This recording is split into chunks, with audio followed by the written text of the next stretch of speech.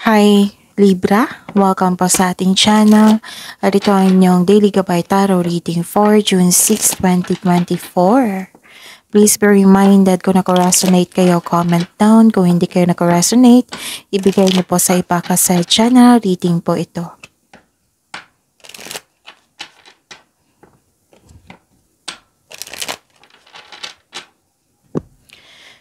Okay.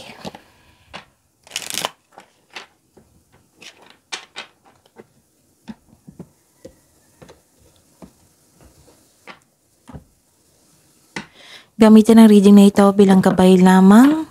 Please like, subscribe, and click the button for notification para updated po kayo sa daily tarot reading natin. Maraming salamat po.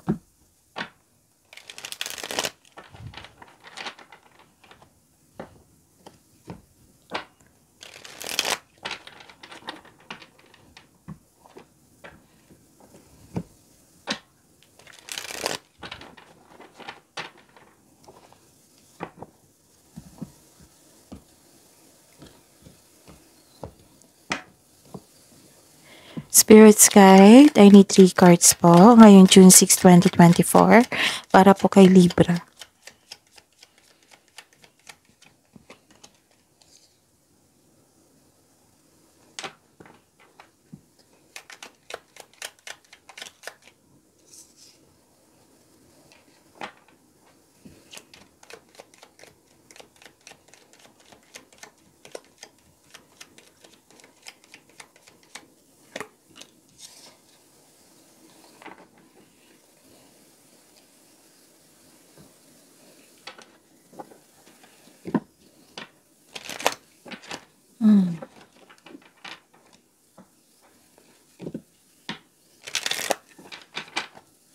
Spirit's Guide, I need 2 cards po. Mensahe niyo po para kay Libra ngayong June 6, 2024.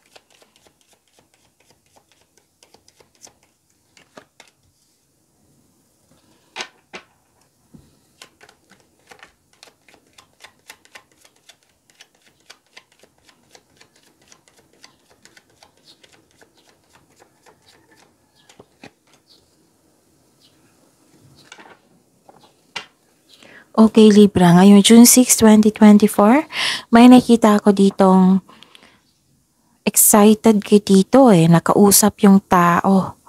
Oo, pwedeng na-surprise kayo kasi may tao kayong matagal na hindi na kayo nakita. Oo, tapos nakita kayo. Tapos nakakaramdam ko ako ng excitement. Maaaring excited kayo na nag-uusap kayo. Sobrang this is communication This is communication by pag-uusap. Pwedeng kausap nyo ang kapatid nyo ngayon or tinuring mong kapatid. Okay? And nag-uusap kayo, nagkamustahan. Ayun. Nakikita ko dito na pwede din long distance communication ito through social media. Okay? Pwede din nagkaroon ng meeting ngayon, nag-uusap kayo ngayon. Tapos may nakita ko ditong blessings, naka-receive kayo ng blessings na pwedeng ideas ito, maraming ideas, thoughts na nagkaroon ng clarity. And this is also hope and healing. Yes, this is hope and healing. Nagkaroon ng clarity, nagre-research kayo sa Google, sa social media nyo, at may nalaman kayong clarity. Isa pa may nag-research dito, research sa internet. Okay? At may nag-uusap dito na family, na sila yung nagbigay ng loyalty and support sa inyo, na ang siyang dahilan na sila yung nagbigay ng motivation na inspired kayo in taking an action. Nakikita ko dito na sinuko nyo lahat yung worries nyo kay God at humingi kayo ng divine assistance. Nakikita ko rin dito na nawala ang inyong stress kasi sinuko nyo lahat. Sinuko nyo, nag-give up kayo, give up nyo yung worries nyo kay God. Give up nyo yung worries nyo sa sa family nyo. Tapos, ayun, nakikita ko dito okay na kayo. And sabi po dito na kailangan yung some of you nagkaroon ng solitude dito, gusto na magkaroon ng space para makapag-isip ng mabuti. And awaken your authentic self and be true to yourself. So, maging totoo sa inyong sarili. Spirits Guide, ano po ang energy ni Libra ngayong June 6, 2024?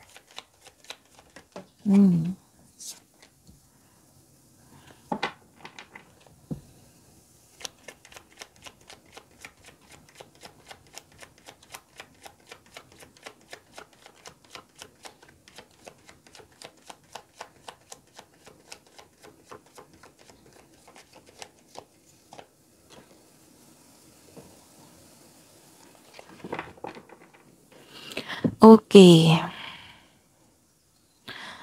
By the way, Libra, panoorin niyo po, this is June 6, 2024, right? Panoorin niyo po yung June 4, June 5, and ngayon, June 6. Baka may naulit na mensahe. Meaning to say, hindi kayo nakakonect sa inyong intuition. Maaari. Na pinadaan niya dito na ang mensahe niya para sa inyo. So, ayun, kung may paulit-ulit po na mensahe, meaning to say, kailangan yung bigyan ng solusyon yan. Bigyan ng atensyon, solusyon, action. Okay? Tapos connect din kayo sa inyong intuition kasi may mga mensahe pa po. Siya po ang magbibigay ng mensahe sa inyo kung ano yung next step niyo patungo sa success. Siya din yung magsasabi sa inyo kung sino yung hindi totoo sa inyo at totoo sa inyo. Okay, so panoorin niyo po yung June 4, 5, and 6. At saka, marami kayong upload ngayong month na ito. Oo, Libra. Katulad ng June 2024 Mantika by Tarot reading nyo. So, panoorin nyo po. May nakafocus dun sa career and money. May isang video pa na naka-general na may love reading. May June 1 to 15 pa. Oo, dalawang set of June 1 to 15 yun ha. Yung isa is nakatutok sa career and money. So, panoorin nyo po, Libra. Okay? At sa mga suki ko dito na gustong magpa-reading sa akin, oo, ito po yung video nyo sa baba niyan. Yung hanapin nyo yung description box na may nakapost ni link dyan. I-click nyo po yung link na yan and then message nyo po ako for inquiry and for booking. At saka sa mga palaging humihingi ng gabay, Mantika by Tarot reading sa akin. Okay? So, nais ko ipalam sa inyo na open po yung June 2024 Mantika by Tarot reading nyo po. So, please, PM me for schedule. Maraming salamat po. Ngayong araw na ito, June 6, 2024, para po kay Libra. Siguraduhin na konkretong plano ang iyong ginagawang aksyon ngayon. Kasi kung gusto mo ng magandang resulta, kailangang magbuo kayo ng konkretong plano without rushing. And nakikita ko dito yung frustration nyo kasi gusto nyong mag-level up. Kasi sabi nyo, walang progress sa proyekto or goal nyo sa buhay. Gusto mo nang matapos na. Pero sabi po ng card dito, kung gusto mo ng magandang resulta, then create a concrete plan without rushing. May concern kayo sa isang tao na matigas ang ulo na ayaw makinig sa inyo. Pwede yung may nasabi siyang hindi maganda. Okay? So, ayun. Siguraduhin konkretong plano yan without rushing para siguradong maganda ang resulta niyan. Okay? Kasi may nakita ko dito marami kayong ideas na na-receive which is I consider a blessing. So, this is the clarification of your card here. Okay? And may nakita ko dito na so, this is the clarification of your card here na may gossip, may nag-uusap, gossip po. Posibleng may sakit na parating or ma-stress kayo nang dahil sa chismis. Pwede din na may taong nagbabalat kayo na hindi totoo sa inyo. May nakikita ko ditong pinagmamasdan kanya sa malayo. Ayaw niyang mag-make move. It might be nag-observe siya sa inyo. Okay. May nakita kang nag-spy dito. Mag-ingat kayo sa taong nag-spy sa inyo kasi may inggit po siya sa inyo, Libra. May tao dito na ayaw makinig, matigas ang ulo, hindi madaling kausap. So this is the 2 cards na po ang nagsabi dito na may taong hindi madaling mag-usap, hindi madaling kausap. O matigas ang ulo. Or, di ba may sabi ako kanina na posibleng may sakit na parating? Pwedeng may sitwasyon na masakit sa ulo, na stress kayo. May tao na dalang chismis o sa masamang balita, which is 3 card na po nagsabi dito. Gossip. So, sabi po ng card, alamin niyo muna bago kayo mag-react. Baka na-stress kayo, naapektuhan kayo sa balita, which is at the end of the day, hindi pala totoo, di ba? Sayang yung energy. So, ayun ha. Spirits Guide, Career and Money po ni Libra ngayong June 6, 2024.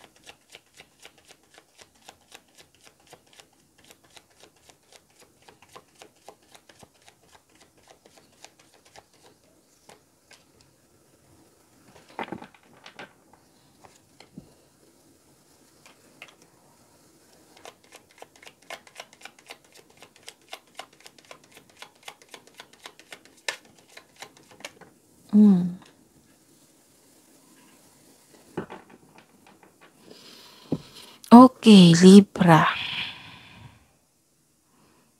May nakita ko ditong 2 card na po nagsabi dito na may taong hindi totoo sa inyo. Pwede din hindi kayo totoo sa inyong pakiramdam ngayon. Yung hindi kayo naging honest sa inyong sarili. Like for example, pagod na kayo. Pero sabi nyo, hindi ako pagod. Ganon. Example yan ha, kasi iba-iba tayo ng experience sa buhay. Sabi po dito na, may warning po kasi dito Libra na magkakaroon po daw ng obsession sa isang bagay or sa isang tao. Like for example, so this is your career and money, right? Like for example, gusto nyo talagang i-check out yung isang cellphone na hindi nyo malaya na check out nyo na at nagkaroon ng disbalance sa inyong kaperahan. Example yan. Pwede din, babad kayo sa negosyo nyo, babad kayo sa inyong trabaho, na wala ng oras sa pamilya, sa sarili. Wala ng oras para mag-relax, mag-rest. So, ang sabi po ng card dito, kailangan na kontrolin ang inyong sarili. Okay? Kailangan kontrolin nyo yan para hindi magkaroon ng disbalance. Okay?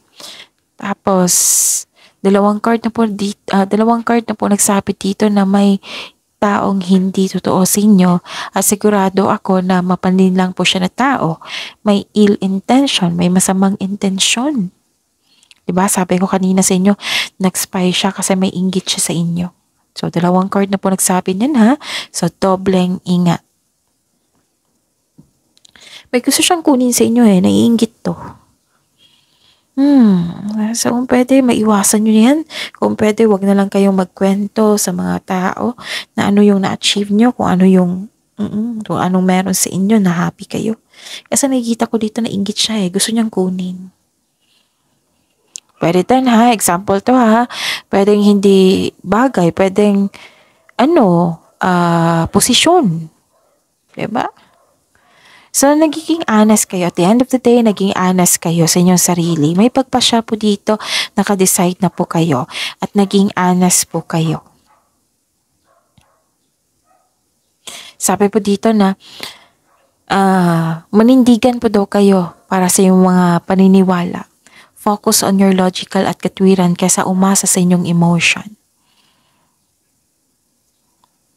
And this card asks you to use your intuition also, Libra, para gabayan ka kung sino yang taong hindi totoo sa inyo.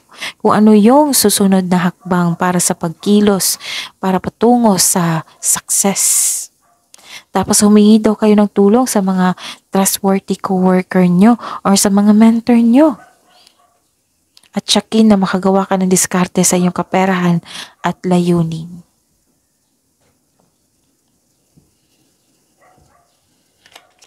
Spirit's Guide, Love Life, Self-Love, Partnership, and Romance ni Libra ngayong June 6, 2024.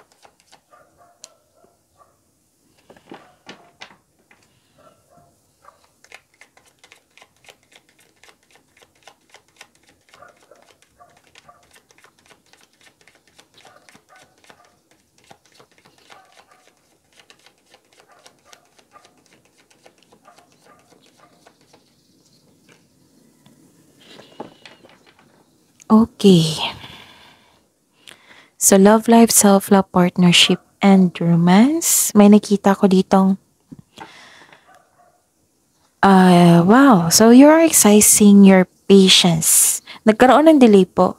Tapos, which is, pinili nyong exercise yung patience nyo, nabigay kayo ng pasensya kaysa ma-disappoint kayo. Okay? Tapos, yes, hindi nyo nagustuhan yung delay. Yes, hindi nyo nagustuhan yung balita. Pero, pinili nyong magpasensya. Kasi itong delay na ito are no accident. They are divinely timed to highlight an important realization. Kailangan nyong ma-realize ito habang magkaroon ng delay. Tapos, something you need to recognize bago ka magpatuloy sa iyong gawain. So, enjoy the process without being so focused on the outcome para hindi kayo mainip. Okay, slow down lang po. One at a time. Exercise your patience. At may nakita ko ditong baka nagkaroon ng delay sa inyong biyahe, sa inyong adventure, sa inyong outing. Sa mga single dito, ideal type mo is a romantic partner who is fun and outgoing, talkative and ready to have adventures.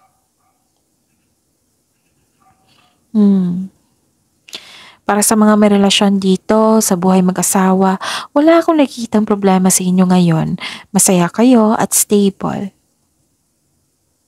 Actually, sa mga single dito, pwede din lahat sa inyo, may makilala kayong mabubuting tao.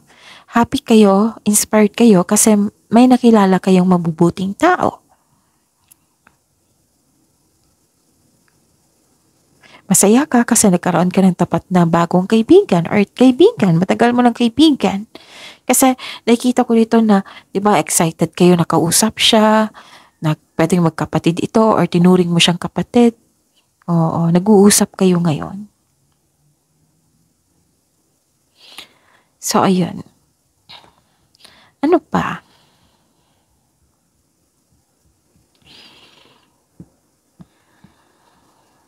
Sobrang busy mo dito.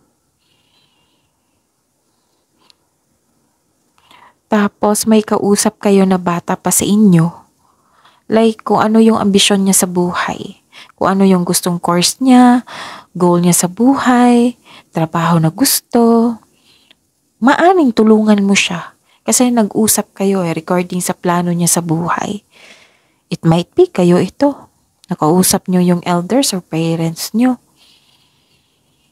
Basta may kausap kayo na bata or younger person sa buhay na maaring ikaw ito na merong maraming plano sa buhay, like ano ang course ng college, goals in life, job na gusto. And please know, may parating po na good news. Pwedeng through email ito text, phone call, or direct is happy sa inyo. Oo. At magiging busy kayo. Tapos kung magbigay ka ng promise sa isang tao, kailangan yung i-share yung matutupad yan. Kasi nag-expect ito na bigyan mo ng panahon. Okay? So that is your reading, Libra. Please like, subscribe, and click the button for notification para updated po kayo sa daily tarot reading natin. Maraming salamat po.